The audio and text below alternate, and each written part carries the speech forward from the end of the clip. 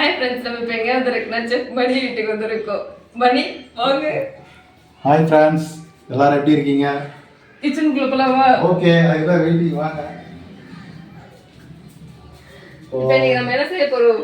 இன்னைக்கு வந்து my sister எல்லாம் வந்திருக்கீங்க. அதனால வந்து 1.5 kg சிக்கன் 1.5 kg ரைஸ் போட்டு பிரியாணி செய்ய போறோம். சரி, ஸ்டார்ட் பண்ணலாமா? ஸ்டார்ட் பண்ணலாமா மக்களே? நீங்களும் பார்த்து கற்றுக்குங்க.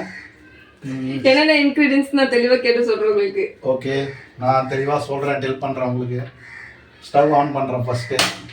ஆல்ரெடி ஆயில் ஊற்றி வச்சுருக்கோம், நெய்யும் ஊற்றி வச்சுருக்கோம். எத்தனை ml ஆயில், எத்தனை ml நெய்? ஆயில் வந்து அவங்கவுங்க யூஸ் பொறுத்து ஊற்றிக்கலாம்.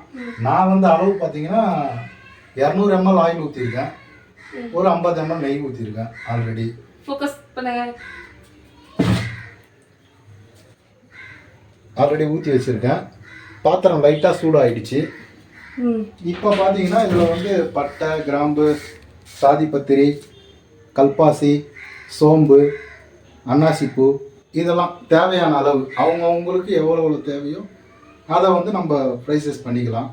இப்போ வந்து கொஞ்சம் இது சூடான உடனே இப்போ நம்ம இதில் போட்டுருணும். போடலாமா? அது புரிஞ்சிச்சா பாருங்க செக் மணி. இல்லை, அது ஒரு 2 minutes ஆகும். இது தெரியாமல் வந்து நிறைய பேர் வந்து பிரியாணி செய்யும்போது அது பொரியறதுக்கு முன்னாடியே வந்து ஆனியனை கொட்டிக்கிறது வந்து ரொம்ப தவறான செயல். பிரியாணி டேஸ்ட் மாறிடும். Yes, confirm, definitely. இது நம்ம வீட்டில் செய்கிறோம் அப்படின்றதுனால வந்து கரண்டி இதெல்லாம் வந்து நம்மள்கிட்ட சின்னதாக தான் இருக்குது. ஸோ நீங்கள் வந்து இப்போது ஒரு 20 பேர்ஸுக்கு சாப்பாடு செய்கிறீங்க, பிரியாணி செய்கிறீங்கன்னும் போது நீங்கள் இது பண்ணலாம். இதுக்கு மேலே விட்டிங்கன்னா அது வெடித்து செதறி ஃபுல்லாக ஆகிடும். அதனால் நம்ம கட் பண்ணி வச்சுருக்கிற நீலவாக்கில் ஆனியனை போட்டுக்கலாம். ஆனியன் வந்து 1/2 kg. ஆமாம், 1 கிலோவுக்கு பார்த்தீங்கன்னா 400 கிராம்னுவாங்க. அது வந்து போட்டிங்கன்னா டேஸ்ட்டு கொடுக்காது. நம்ம 1.25 கிலோ 1.5 கிலோ செய்கிறோம்ல, அதுக்கு வந்து 1/2 kg கிட்ட நம்ம ஆனியனை போட்டோம்னா அது பொன்னேரமாக வர வரைக்கும் நம்ம கொஞ்ச நேரம் வெயிட் பண்ணோம். அது எல்லாமே நிறைய பார்த்துக்கலாம். இந்த வெங்காயத்தை போட்டுட்டு நல்லா அது பொன்னேரமாக வர வரைக்கும் நம்ம கொஞ்சம் நேரம் வெயிட் பண்ணணும். ஆமாம், இது வந்து இந்த ஆனியனோட இதில் தான் இருக்கு நம்மளுக்கு அந்த சுவை கொடுக்குறது.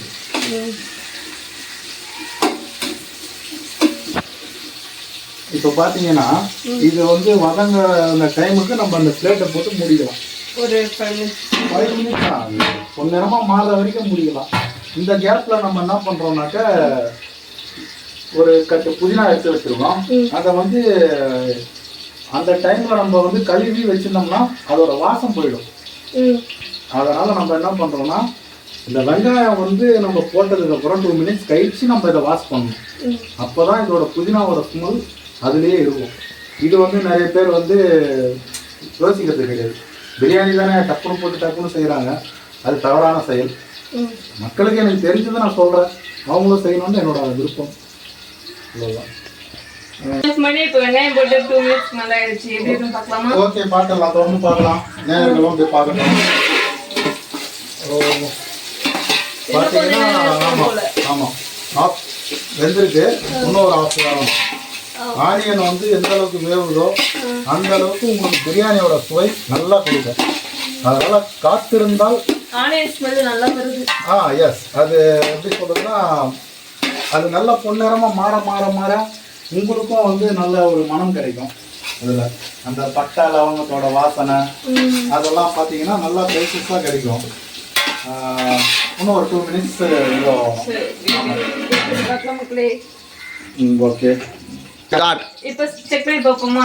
ஓகே, 2 minutes ஆயிடுச்சு. இப்போ பார்க்கலாம்.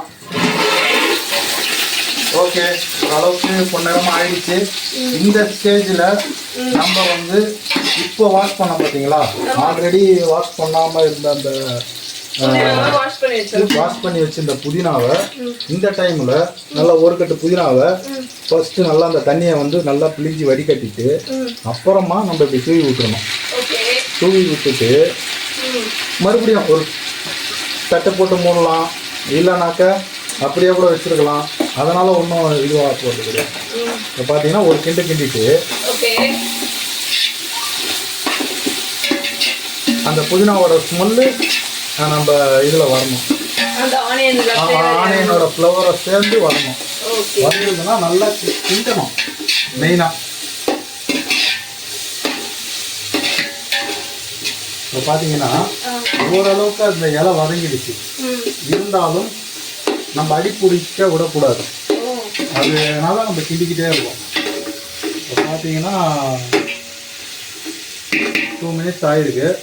இந்த ஸ்டேஜில் நம்ம மறுபடியும் மீண்டும் தட்டை போட்டு ஒரு 2 மினிட்ஸ் அந்த புதினா இலை வதங்கிறதுக்காக மட்டும். ஆமாம். இப்போ கொஞ்சம் அந்த 2 மினிட்ஸ் கழிச்சு நம்ம அடுத்து என்ன சேர்க்க போறோம்னா அரைச்சி வச்சிருக்கிற இஞ்சி பூண்டு பேஸ்ட். இதை வந்து எப்படி அரைக்கணும்னா இதுவும் மக்கள் வந்து வெறும் இஞ்சி சீவிட்டு பூண்டை போட்டு அரைச்சிருவாங்க. அப்படி அரைக்கக்கூடாது. கூட எல்லோ கலர்ல பைன் ஆகணும். இதுக்கு என்ன பண்ணணும்னா நம்ம மஞ்சத்தூளை வந்து கொஞ்சம் போடணும். போட்டோம்னா நல்லா ஒரு கரண்டி மஞ்சத்தூள்ன்றது வந்து அவ்வளோ ஒரு நல்லது. இஞ்சி பூண்டு இப்படி அரைச்சோம்னா நமக்கு அது வந்து ஒரு சேவ் ஆகும். இஞ்சி பூண்டு அரைக்கும் போது தண்ணி ஊற்றி அரைக்க கூடாது, மஞ்சள் போட்டு எண்ணெய் ஊற்றி அரைக்கணும். அது அப்படியும் பண்ணலாம். பட் ஆனால் இப்படி அரைச்சோம்னா நம்மளுக்கு அந்த அந்த பழைய பாரம்பரியம் சொல்லுவாங்கல்ல, அது இதில் கிடைக்கும். இது வந்து டெக்னாலஜினால இவங்க இப்படி பேசுகிறாங்க, ஐடி நிறுவனம்ன்றதுனால. நீங்கள் மக்கள் வந்து தண்ணி ஊற்றிக்கலாம், தப்பு கிடையாது. இப்போ வந்து நம்ம இந்த ஸ்டேஜுக்கு வந்து இந்த இஞ்சி பூண்டை வந்து கொஞ்சமாக சேர்த்துக்கலாம். அதாவது 1.5 kgக்கு வந்து நம்ம தாராளமாக 150 கிராம் இஞ்சி பூண்டை சேர்க்கலாம். 150 கிராம். ஆமாம். நீங்கள் அதான் நீங்கள் உங்களோட அளவுக்கு நீங்கள் 150 கிராம் போட்டுக்கலாம். 1.5 கிலோவுக்கு. ஆமாம், எல்லாம் 1 கிலோ தான் வீடியோ போட்டிருக்காங்க. நாங்கள் புதுசாக வந்து 1.5 கிலோவுக்கு போடுறோம். 1.5 கிலோ ரைஸுக்கும் 1.5 கிலோ சிக்கனுக்கும் நாங்கள் புதுசாக அளவு சொல்கிறோம். ஏன்னா நிறைய பேர் பார்ப்பாங்க, எல்லாம் 1 கிலோ சொல்கிறாங்க, 2 கிலோ சொல்கிறாங்க, 5 கிலோ சொல்கிறாங்க. யாரும் அந்த 1.25 1.5 இந்த மாதிரி யாரும் அளவு சொல்லலைன்றதுனால நாங்கள் புதுசாக ட்ரை பண்ணுறோம். வேறு ஒன்றும் இல்லை. இப்போ கூட ஈஸியாக செஞ்சிடலாம். ஆமாம். இப்போ இந்த டைமில் வந்து பார்த்தீங்கன்னா உங்களுக்கு தெரியும் அந்த வெங்காயமும் அந்த புதினாவும் எந்த அளவுக்கு உங்களுக்கு வதங்கி இருக்குன்றத. இந்த டைமில் நம்ம அந்த அரைச்சி வச்சிருக்கிற இஞ்சி பூண்டு ரெண்டுத்தையும் சேர்த்து, அதாவது ரொம்ப சாஃப்டாக அரைக்காமல் ஓரளவுக்கு கொரன்னு, ரொம்ப கொரன்னு அரைக்கக்கூடாது, ரொம்ப சாஃப்டாகும். இது பார்த்தீங்கன்னாக்கா இப்போது உங்களுக்கு வந்து அளவு பார்த்தீங்கன்னா எப்படியும் இஞ்சும் பூண்டும் சேர்ந்து ஒரு 200 கிராம் இருக்கும். ஆக்சுவலாக வந்து நம்ம இந்த ஸ்டேஜில் நம்ம பண்ணிவிட்டு ஒரு கிண்டி விட்டுறணும்.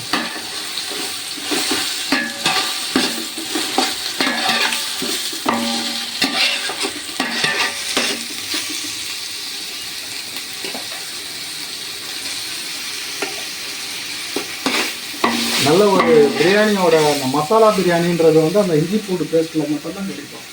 நம்ம என்ன மசாலா சேர்த்தாலும் மசாலா பிரியாணின்றது வந்து இந்த இஞ்சி பூண்டோட சுவையில் மட்டும்தான் அது கிடைக்குது. அதுவும் நம்ம பாக்கெட்டில் கடையில் வாங்கி போடக்கூடாது. வீட்டில் அரைச்சி போட்டோம்னா அது ஒரு தனி பாய் செய்கிற பிரியாணின்றாங்க பார்த்தீங்களா, அதோட சுவைக்கு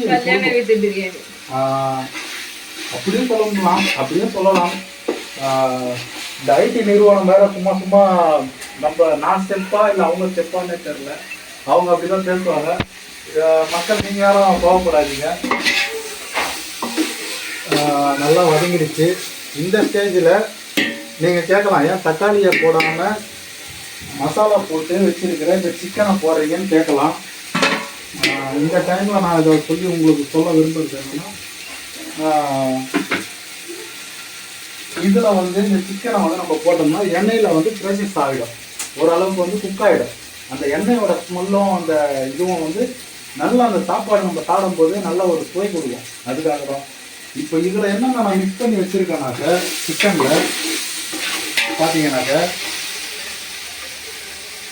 தனி மிளகாய் தூள் போட்டிருக்கேன்.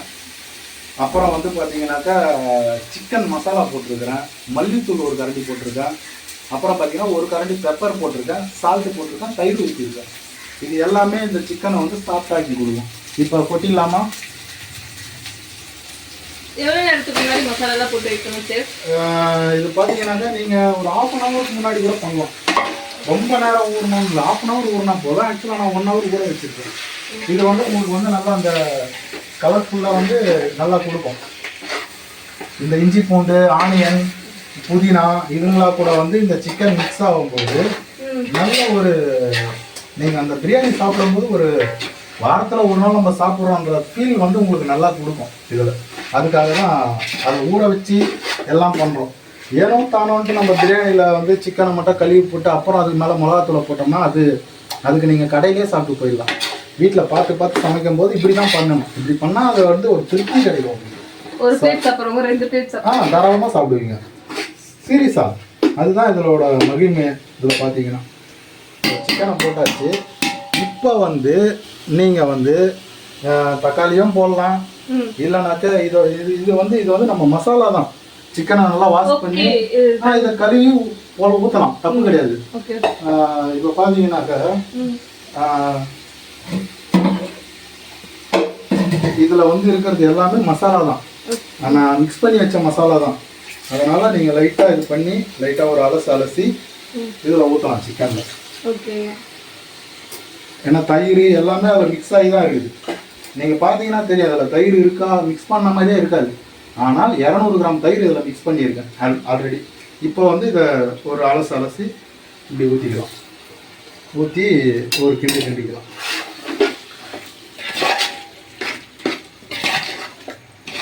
இது எதுக்காக லைட்டாக நான் அந்த தண்ணியை கூட இப்போ ஊற்றணும்னாக்க இந்த ஆல்ரெடி லைட்டாக அடி பிடிச்சிரும். சிக்கன் போட்டாலும் சிக்கன்லேருந்து தண்ணி வந்தாலும் இந்த தண்ணி நம்ம ஊற்றினோம்னா லைட்டாக அந்த சாஃப்ட்னஸ் கிடைக்கும். அது ஒன்று இருக்குது இதில். இப்போ பார்த்தீங்கன்னாக்க இதை போட்டாச்சு. இப்போ வெட்டி வச்சிருக்கிற இந்த 1/2 கேஜி தக்காளியை அப்படியே போட்டுருவோம். அப்படியே போட வேண்டியதான். பிரியாணி வாசனை பிரியாணி செஞ்சால் பிரியாணி வாசனை தான் வரும் மை சிஸ்டர். இப்போ போட்டாச்சு தக்காளியை போட்டுட்டு இப்போ பார்த்தீங்கன்னாக்கா ஒரு கிண்டு தக்காளி எல்லா எண்ணெயோட சேரணும். இப்படி சேர்ந்துச்சுன்னா உங்களுக்கு வந்து தக்காளி நீங்கள் கேட்கலாம், தக்காளிலாம் வதங்கவே இல்லைன்ட்டு. தக்காளி வந்து அதுவும் வதங்கிடும், நம்ம எதுவும் பண்ண தேவையில்லை. இப்போ இங்கே எங்கே இருக்குது பார்த்தீங்களா, இந்த தக்காளியெல்லாம் அதுவாக வந்துடும்.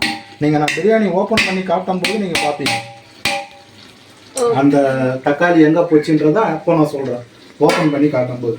இப்போ வந்து நம்ம பாத்திரத்தை வச்சு மூடிட வேண்டியது ஒரு 5 மினிட்ஸ். எதுவுமே தண்ணிக்குன்னு எதுவும் ஊற்றலை. 5 மினிட்ஸ் எதுக்காகனாக்க அந்த சிக்கனு தக்காளி அதில் இருக்கிற தண்ணியை வந்து அதில் ஊறி நம்மளுக்கு ஒரு கிரேவி சாப்பிட்ணும் ஒரு மாதிரி கிடைக்கும். அதுக்காக இந்த தக்காளியோட ஃப்ளேவர் வெங்காயத்தோட ஃப்ளேவர் எல்லா ஃப்ளேவரும் சிக்கனுக்குள்ள இறங்குறதுக்காக அந்த ஒரு 5 மினிட்ஸ் அதுதான். இப்போ சிக்கன் போட்டு ரொம்ப நேரம் ஆன மாதிரி இருக்கு. சரி ஓபன் பண்ணி பார்த்துருவோமா? இப்போ பாருங்க, ஓபன் பண்ணும்போது அந்த ஸ்மெல் வந்து இன்னைக்கு எப்படி வரும்னு பாருங்க. வாவ், நல்ல ஸ்மெல் வருது. மக்களே பொய்யா சொல்லல, உண்மையே தான் சொல்றேன். அதான் சொல்றேன். எப்படி இந்த கறியோட ஃப்ளவர் உங்களுக்கு சிக்கனோட ஸ்ட்ரக்சர் பாருங்க எப்படி வந்துருச்சு பாருங்க. பாத்தீங்களா மச்சான்?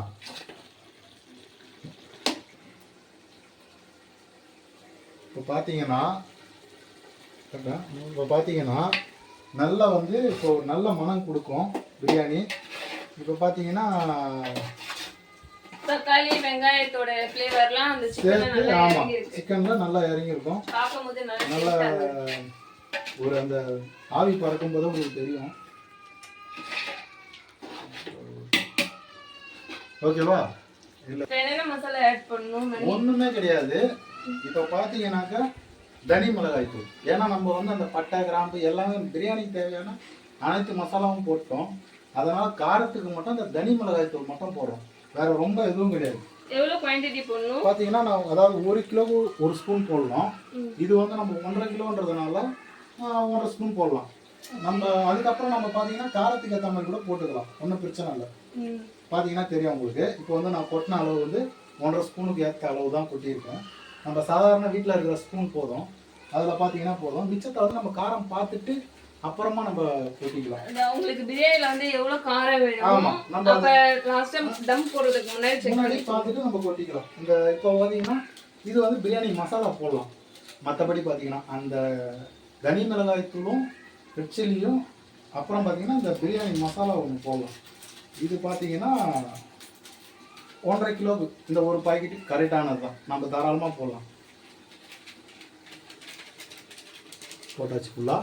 இது 2 தான் நம்ம பிரியாணியில் சேர்க்குற மசாலா, வேறு எதுவும் கிடையாது. இது 2 மட்டும் தான் நம்ம பிரியாணி சேர்க்குற மசாலா. இது 2ம் போட்டால் தான் நம்மளுக்கு அந்த நேச்சுரல் டேஸ்ட்டு கிடைக்கும். நம்ம இந்த கரம் மசாலா அப்புறம் நிறைய அந்த இது எதுவுமே சேர்க்கக்கூடாது. இதை மட்டும் போட்டால் தான். அப்புறம் வந்து பார்த்தீங்கன்னா நம்ம இந்த இஞ்சி வந்து எதுக்குன்னா ஃப்ளேவருக்கு. ஆல்ரெடி நம்ம வெட்டி வச்சுருக்கோம்.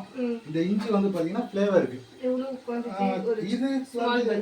இது வந்து குவான்டிட்டியும் தேவையில்லை. 1 கிலோவுக்கு ஒரு சின்ன ஒரு பீஸ் எடுத்து நம்ம இந்த மாதிரி சிறுவை கட் பண்ணி இந்த மாதிரி ஸ்டேஜில் மசாலா போட்ட ஸ்டேஜில் நம்ம இப்படி சும்மா இது வந்து ஃப்ளேவர் தான், வேறு ஒன்றும் கிடையாது.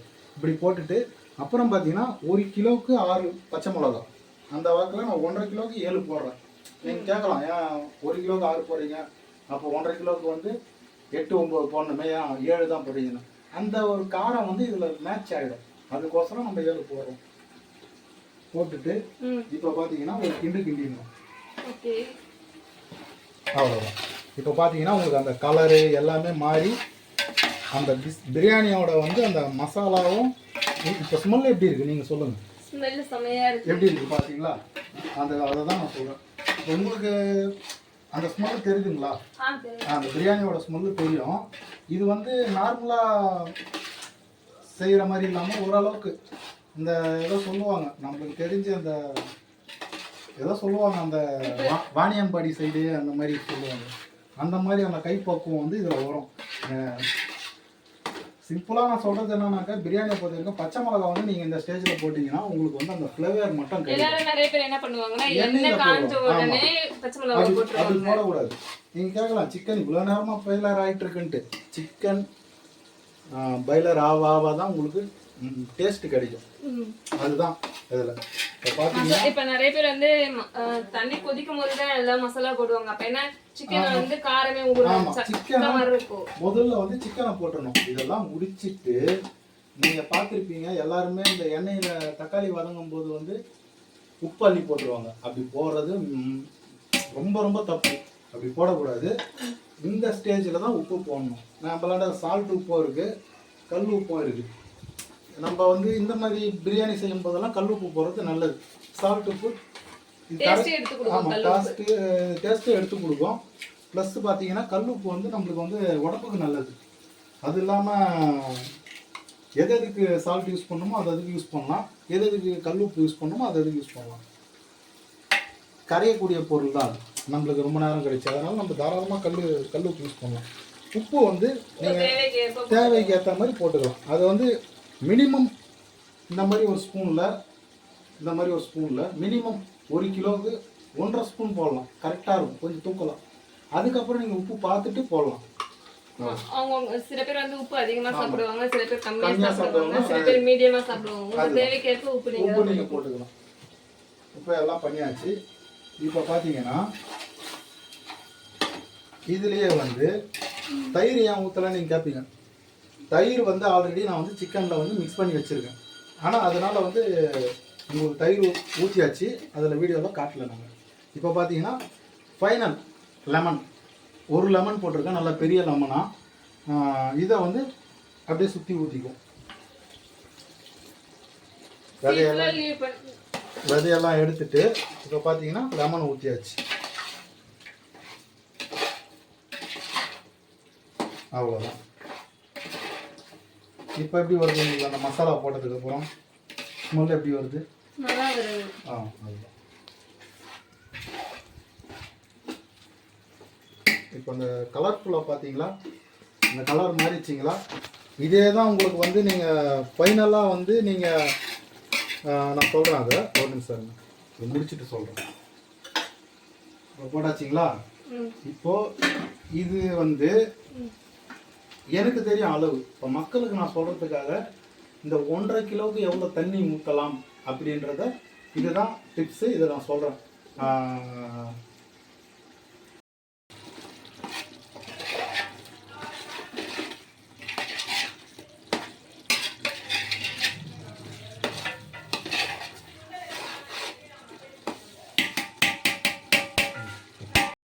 மசாலா போட்டு ரொம்ப நேரம் ஆகுது. எப்படி இருக்கும் ஓபன் பண்ணி பார்க்கலாம். பார்த்துருவோம் வாங்க.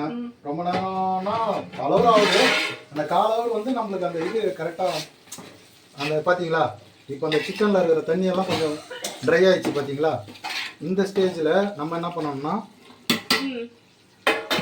இந்த ஸ்டேஜில் கொத்தமல்லியை வந்து நம்ம அலசி வச்சுருக்கோம். இந்த ஸ்டேஜில் தான் குவான்டிட்டினா ஒரு கட்டு போட்டால் கொத்தமல்லியோட ஃப்ளேவரும் புதினாவோட ஃப்ளேவரும் பார்த்தீங்கன்னா ஒரு கட்டு போட்டோம்னா அது நல்ல ஒரு ஃப்ளேவர் தான் கொடுக்கும். இப்படி மலைச்சாரல் மாதிரி தூவி விட்டு ஒரு கட்டு ஃபுல்லாக போட்டோம்னா அது நல்லது. புதினாவும் கொத்தமல்லியும் உடம்புக்கு நல்லது தான். அதனால் நம்ம குறையா போடணும்னு அவசியம் கிடையாது. இது பார்த்தீங்கன்னா இன்னும் நல்லா ஃப்ளேவர் கொடுக்கும் உங்களுக்கு. தண்ணி அதாவது 2 தீக்குமே நான் என்ன சொல்கிறேன்னா கட் பண்ணி உடனே வாஷ் பண்ணி உடனே போட்டுடணும். தண்ணியில் ஊற வச்சு கழுவிட்டு இருந்தோம்னா அது ஃப்ளேவர்லாம் தண்ணி எடுத்துகிட்டு போயிடும். ஓகேங்களா. இப்போ பார்த்தீங்கன்னா கொத்தமல்லியும் போட்டாச்சு. நம்ம ஒரு கிண்டிட்டு இது எல்லா பக்கமும் போகிற மாதிரி கிண்டிட்டு கொத்தமல்லி பார்த்தீங்கன்னா இப்போ தெரியும் உங்களுக்கு பார்க்காது. இப்போ எல்லா பக்கமும் போகிற மாதிரி கிண்டிட்டோம். கொத்தமல்லி இப்போ 4 பக்கம் போயிடுச்சா. இப்போ வந்து பார்த்தீங்கன்னா நம்ம இந்த தண்ணியை ஊற்றணும். அளந்து வச்சிருக்க தண்ணியை அதாவது 1 கிலோவுக்கு 1.5 லிட்டர் தண்ணி. 1 கிலோ அரிசிக்கும் கறிக்கும் சேர்த்து 1.5 லிட்டர் தண்ணி. இதில் பார்த்தீங்கன்னா 2 லிட்டர் ஊற்றிருக்கேன். 1.5 கிலோ சிக்கன் போட்டிருக்கிறதுனால 2 லிட்டர் ஊற்றிருக்கேன். ஆல்ரெடி அதில் வந்து பார்த்தீங்கன்னா 1/2 லிட்டர் தண்ணிக்கு சிக்கன் அந்த வந்ததுலேயே பாய்லர் ஆனதுலேயே கொஞ்சம் தண்ணி இருக்குது. அதனால தண்ணி தேவைன்னா நம்ம பார்த்துட்டு அப்புறம் கூட சேர்த்துக்கலாம். ஏன்னா ஒரு தடவை செய்யும் போது நம்ம எல்லாத்தையும் பார்த்துட்டோம்னா கொஞ்சம் கொஞ்சமாக பார்த்து நம்ம பண்ணுறது நல்லது. இப்போ இந்த தண்ணியை ஊற்றிக்கலாம். இப்போ பார்த்தீங்கன்னா கொத்தமல்லி அங்கே போயிடுச்சு. இப்போ இந்த தண்ணியை ஊற்றிக்கலாம்.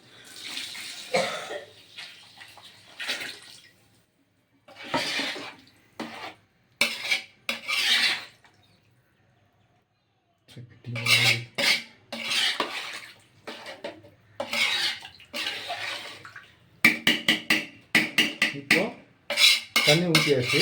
இப்போ பார்த்தீங்கன்னா இந்த தண்ணி வந்து நம்மளுக்கு கொதி வரணும். உடனே அரிசியை போட்டுறக்கூடாது. இந்த கேப்பில் நம்ம என்ன பண்ணணும்னா இங்கே ஊற வச்சு வச்சுருக்கோம்ல அரிசி, இந்த அரிசியை வந்து நம்ம தண்ணி வடிகட்டி வச்சுக்கணும்.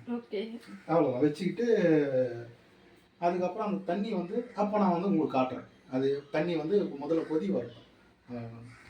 தண்ணி ஊற்றி ரொம்ப நேரம் ஆயிடுச்சு. செக் பண்ணி பார்த்துறோமா. ஆல்ரெடி 15 மினிட்ஸ் ஆயிடுச்சு தண்ணி ஊற்றி. வாவ், முடிஞ்சு நல்லா கொதிச்சிச்சு. இப்போ இந்த ஸ்டேஜில் நம்ம என்ன பண்ண போகிறோம்னா ஃபைனல் ஒரு கிண்டு இப்படி கிண்டிட்டோமா. இதுக்கு மேலே கரண்டி நம்மளுக்கு இப்படி வரக்கூடாது. இப்போ வந்து அதையும் காட்டுறேன் இருங்க. இப்போ இந்த புதினா இதெல்லாம் தட்டிட்டு இப்போ இந்த ஸ்டேஜில் வந்து நல்லா கொதி வந்துச்சு பார்த்தீங்களா. இந்த மாதிரி நல்லா கொதிக்கணும். கொதிச்சு வரும்போது தான் ரைஸ் பிரிஞ்சு தானாக வந்து உங்களுக்கு வந்து அந்த உதிரி மாதிரி ரைஸ் கிடைக்கும். அது இப்போ நல்லா ஒரு கொதி வந்துடுச்சு. இந்த ஸ்டேஜில் வந்து நம்ம பார்த்தோம்னா இந்த அரிசி ஃபுல்லாக வடிகட்டி கழுவி நம்ம ஒரு 3 வாட்டி வாஷ் பண்ணி வடிகட்டி வச்சுருக்கோம். இப்போ இந்த அரிசியை வந்து நம்ம ஆட் பண்ணிக்க வேண்டியதுதான். 1.5 கிலோ அரிசி மக்களே. 1.5 கிலோ அரிசி. இப்போ அதை நம்ம மசாலா கூட பொறுமையாக கொட்டி ஆட் பண்ணிக்கணும். இப்போ பார்த்தீங்கன்னா இதில் எந்த தண்ணியுமே இருக்காது பாருங்கள். பார்த்தீங்கன்னா இப்போ பார்த்தீங்கன்னா உங்களுக்கு தெரியும். இப்போ இதில் எந்த தண்ணியுமே இல்லை. இப்போ பாருங்கள் போட்டுது பார்த்தீங்களா தண்ணி இல்லாமல். இப்போ வந்து நம்ம கையை விட்டு இப்படி பண்ணி இப்படி பண்ணிக்கணும் இருக்கிற அந்த அரிசி எல்லாத்தையும். இதுக்கு மேலே நம்ம தண்ணி ஆட் பண்ணக்கூடாது அதில். ஏன்னா அளவு தண்ணி எல்லாத்தையும் போட்டாச்சு. இப்போ பார்த்தீங்கன்னா இப்போ இதில் இருக்கிற அரிசியை மட்டும் நம்ம சாய்ச்சி இப்படி பண்ணிட்டு ஒரு தட்டு தாட்டினா எல்லா அரிசியும் கொட்டிடும். பார்த்தீங்கன்னா இருக்காது. இப்போ இதுக்கு மேலே நம்ம அந்த அரிசியை போட்டதுக்கப்புறம் என்ன பண்ணணும்னாக்கா இப்போ வந்து கரண்டியில் நம்ம ரிவர்ஸில் தான் கிண்டணும். ஆமாம், ஆன்டி கிளாக் வைஸ் அது மாதிரி. இப்போ பார்த்தீங்கன்னா தெரியும். இப்படி தெரியுதுங்களா. இது மாதிரி கிண்டிட்டு நல்லா அடியில் கிண்டிட்டு இப்போ பார்த்தீங்கன்னா இப்போ இந்த தண்ணியும் பிரியாணியும் அந்த அரிசியும் பார்த்தீங்கன்னா இப்போ தண்ணி நம்மளுக்கு இப்படி வரணும். தெரியுதுங்களா. இப்போ இந்த அளவுக்கு வந்துடுச்சிங்களா. இப்போது நல்லா நம்ம இது பண்ணிவிட்டு ஒரு கிண்டு ரிவேர்ஸில் மறுபடியும் கிண்டிட்டு இந்த ஓரம்லாம் கிண்டிட்டு கட்டிட்டு அவ்வளோதான் வச்சுட்டு மூடி போட்டு வைக்க வேண்டியது. இது வந்து பார்த்தீங்கன்னா ஜஸ்ட் ஒரு 5 மினிட்ஸில் வந்து உங்களுக்கு வந்து அந்த உதிரி வந்து மேலே வந்துடும். அரிசியோட உதிரி வரும்போது நம்ம அதுக்கப்புறம் அதுக்கு என்ன அது ஸ்டெப் பண்ணணும்? ஆமா அது வரைக்கும் நம்ம கொஞ்சம் வெயிட் பண்ணணும். கொஞ்சம் எனக்கு தெரிஞ்சு குக்கர்ல பிரியாணி செய்யறதை விட இந்த மாதிரி ஆமா டபாரில செய்யறது தான் பெஸ்ட்னு நினைக்கிறேன். ப்ளஸ் குக்கர்ல செஞ்சா என்ன, நம்ம எல்லாத்தையும் ஒரே டைம்ல போட்டு மூடி வச்சுட்டு ஒரு விசில் வந்துட்டா பல பிரியாணி ரெடி. அப்ப அது பிரியாணி மாதிரி இருக்காது, தக்காளி சாப்பாடு மாதிரி தான் இருக்கும். ஆமா ஆமா இன்னொரு ட்ரை பண்ணும்போது டபாரில ட்ரை பண்ணுங்க. ஆமா நீங்க ரெண்டு நம்ம ரைஸ் போட்டு ரொம்ப நேரம் ஆகுது, எப்படி இருக்குன்னு செக் பண்ணி பார்க்கலாம். கண்டிப்பா டெஃபினெட்லி.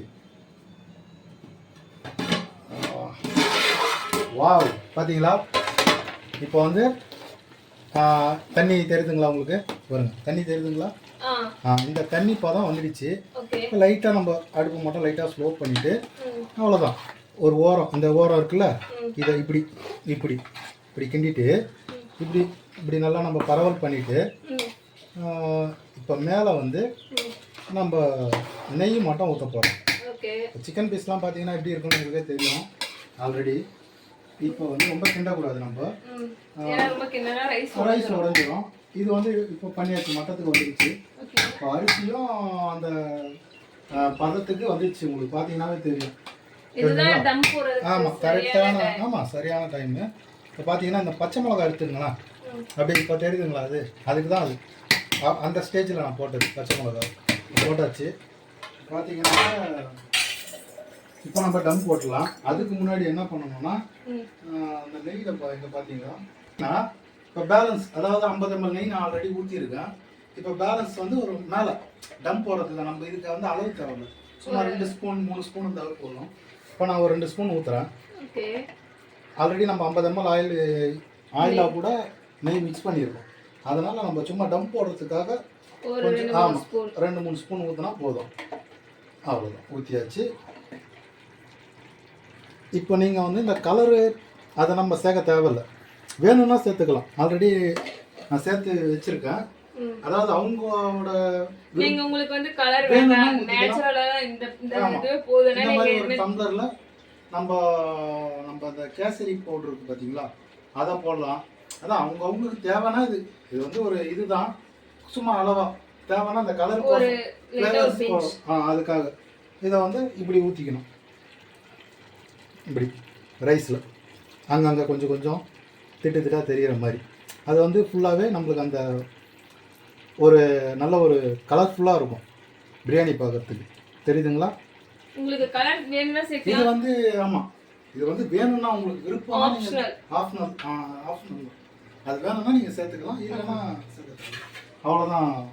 இதை வந்து இப்போ நம்ம டம் போட போகிறோம். எப்படின்னா அப்படியே நீங்கள் பண்ணலாம். முடியாச்சு. நிறைய பேர் தோசை கல்லில் கீழே வச்சு அந்த மாதிரிலாம் போடுவாங்க. நான் வந்து அந்த மாதிரி பண்ண மாட்டேன். ஒன்றும் இல்லை, இந்த ஒரு சின்ன இது ஃபுல்லாக தண்ணி இருக்கும், இதை தூக்கி அப்படியே நம்ம இது மேலே வச்சிட்டோம்னா சுற்றி நம்மளுக்கு ஆவி வராமல் இருக்கிறதா டம் போடுறது. நிறைய பேர் இந்த தோசைக்கல்லை வச்சுட்டு சுடு தண்ணி கொதிக்க வைக்கிறது இதெல்லாம் வந்து பண்ணலாம். ஸோ அதான் அவங்கவுங்க வீட்டில் இருக்கிற பாத்திரத்துக்கு ஏற்ற மாதிரி பண்ணலாம். இந்த டபராவில் வந்து நம்மளுக்கு சுற்றி ஆவி வராது, வெளியே ஒரு கொஞ்சம் கூட லீக் ஆகாது. நான் பார்த்தீங்கன்னா இதை வந்து இப்போ ஐஸ் ஸ்பீடில் வந்து ஒரு 5 minutes வைக்க போகிறேன். ஐஸ் ஸ்பீடில் வந்து இப்போ பார்த்தீங்கன்னா ஒரு 5 minutesக்கு அப்புறம் லோ ஃப்ளேமில் நான் வந்து வைப்பேன். அதாவது ஒரு 5 minutes ஃபுல் பவராக வச்சுட்டு அப்புறமா பார்த்தீங்கன்னா லோ ஃப்ளேமில் வைப்பேன். அது வந்து ஒரு 15 நிமிஷம் வைக்கணும். வச்சோம்னா நம்மளுக்கு டம் ரெடி ஆகிடும். அப்போ அடியும் பிடிக்காது. நான் உங்களுக்கு திறந்து காட்டுறேன் இதுக்கப்புறம். அது மச்சான், இப்போ பார்த்தீங்கன்னா இதுதான் நான் டம் போட்ட முறை. போட்டாச்சு. இப்போ வந்து நம்ம 15 minutes ஆயிடுச்சு. இப்போ பார்த்தீங்கன்னா நம்ம வந்து ஸ்டவ் ஆஃப் பண்ணிக்க போகிறோம். இப்போ உடனே நம்ம ஓப்பன் பண்ண போகிறது கிடையாது. ஆக்சுவலாக பார்த்தீங்கன்னா இன்னும் ஒரு 10 minutes அது வந்து அந்த ஆவிலேயே இருந்தால் 10 minutes கழித்து நீங்கள் ஓப்பன் பண்ணால் நல்லா அந்த ரைஸ் வந்து பார்த்தீங்கன்னா நம்ம அந்த நெய் ஊற்றுனது எல்லாமே சேர்ந்து உதிரியாக உங்களுக்கு நான் ஓப்பன் பண்ணி உங்களுக்கு காட்டுறேன். 10 minutes ஆயிடுச்சு. நம்ம பிரியாணி எப்படி ரெடியாக இருக்குன்னு செக் பண்ணி பார்க்கலாம். ஓகே, எடுத்துருவோமா? பார்க்குறீங்களா? இது செக் பண்ணுங்க. இந்த ஒரு நிமிஷம் பண்ணிடலாம். அந்த குண்டான இறக்கியாச்சு. அது வந்து இதுதான் டம் போட்டதோட நான் எப்பயும் போடுவேன், அதில் தான் போடுவேன். இப்போ பாருங்கள், பார்த்தீங்களா பிரியாணி எப்படி ரெடியாக இருக்கு பாருங்க. கலர்ஃபுல்லாக இருக்குது, பார்க்கும் போதே 2 பிளேட் சாப்பிடணும் போல இருக்கு. கண்டிப்பாக. உங்களுக்கு நான் அந்த ரைஸ் எல்லாம் ஒட்டாமல் எப்படி உதிரி மாதிரி இருக்குதுன்னு தெரிதுங்களா மச்சான்? பார்த்தீங்களா? தெரிதுங்களா? அந்த நெய் ஊற்றின அந்த மனம் எப்படி வருது பார்த்தீங்களா? அதுதான் அந்த ஸ்மெல்லோட. கேமரால ஸ்மெல் வராது, கேமரா வைக்கும்போது அப்படி தூக்குது ஆளையே. இங்கே பாருங்க, பார்த்தீங்கன்னா உங்களுக்கு தெரியும். இப்போ தெரிதுங்களா மச்சான்? தெரிதுங்களா? கொஞ்சம் கூட அந்த அடி பிடிக்காத அந்த இதெல்லாம் தெரிதுங்களா? பாருங்க. ஓகேங்களா? நல்ல ஒரு ஃப்ளேவர். அவ்வளோதான், பிரியாணி ரெடி. இப்போ நம்ம சாப்பிட வேண்டியதுதான். சாப்பிட்டு வாங்க இலையில போய் பார்க்கலாம். ஓகே, இதுதான் அந்த இலை.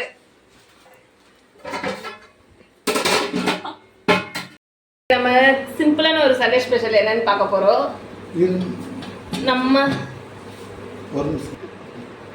நம்ம செஞ்ச Sunday special biryani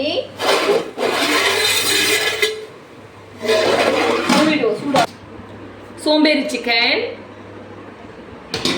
boiled egg. இதுதான் நம்ம சண்டேவோட சிம்பிளான லஞ்ச். இப்ப நமக்கு செஃப் அவர்களே அவங்க கையால பரிமாற போறாங்க. ஓகே, நல்ல பீஸா போடுங்க. கண்டிப்பா இத நீங்க சாப்பிட்டு எப்படி இருக்குன்னு சொல்லணும். ஓகேங்களா?